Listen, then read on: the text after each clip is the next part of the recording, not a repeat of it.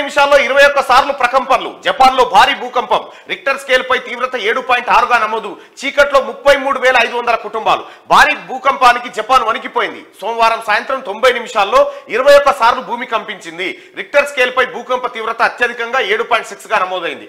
తీవ్ర స్థాయిలో భూమి కంపించడంతో ఇండ్లు, ఆఫీసుల్లోని జనాలు రోడ్లపైకి పరుగులు పెట్టారు. చాలా ప్రాంతాల్లో రవాణా వ్యవస్థ స్తంభించింది. రోడ్లు, రైల్వే ట్రాక్లకు పగుళ్లు ఏర్పడ్డాయి. కరెంటు సరఫరా కూడా నిలిచిపోయింది. దాదాపు 33,500 కుటుంబాలు చీకట్లో ఉన్నాయి. ఈ క్రమంలోనే అధికారులు సునామీ హెచ్చరికలు జారీ చేశారు. తీర ప్రాంత ప్రజలు ఎత్తైన ప్రాంతాలకు వెళ్లాలని సూచించారు. మృతులు, గాయపడిన వాళ్ళ సంఖ్యను మాత్రం ఇంకా అధికారులు వెల్లడించలేదు. శిథిలాల కింద చాలా మంది చిక్కుకున్నట్టుగా చెప్తా ఉన్నారు. జపాన్ను భూకంపం వణికించింది. జపాన్ గజగజ వణికిపోయింది. 90 నిమిషాల్లో 21 సార్లు భూకంపం వచ్చింది.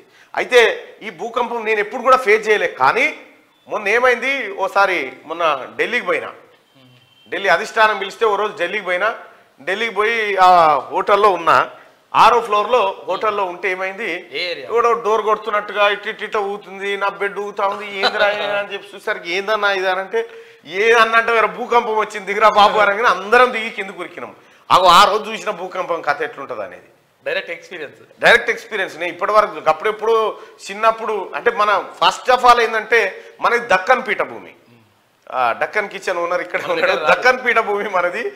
దక్కన్ పీఠభూమి భూకంపాలు చాలా తక్కువగా వచ్చేటువంటి ప్రాంతం మనది. లక్కీగా ఏంటంటే అందుకోసమే పెద్ద పెద్ద కంపెనీలు తమ డేటా సెంటర్లను ఇక్కడ పెట్టుకోవడానికి ప్రాధాన్యత చూపిస్తాయి. గూగుల్, మైక్రోసాఫ్ట్ లాంటి సంస్థలు ఇక్కడ డేటా సెంటర్లను పెట్టుకోవడానికి ఇది సేఫ్ జోన్ అని చెప్పి చూస్తూ ఉంటారన్నట్టు. అందుకోసమే మన తెలంగాణకు పెద్దగా ఎక్స్పీరియన్స్ లేదు భూకంపాలు. కానీ ఢిల్లీ, ఆ తర్వాత నేపాల్, ఆ తర్వాత జపాన్ అయితే ఇక జపాన్కు ఏమైందని అంటే భూకంపం వచ్చిపోయింది రాత్రి, అట్లా సింపుల్గా ఉంటుంది అన్నట్టు అక్కడ. ఇక మన దిక్కు భూకంపం వస్తే పిల్లల్ని జల్లని ఎత్తుకొని ఉంటాం.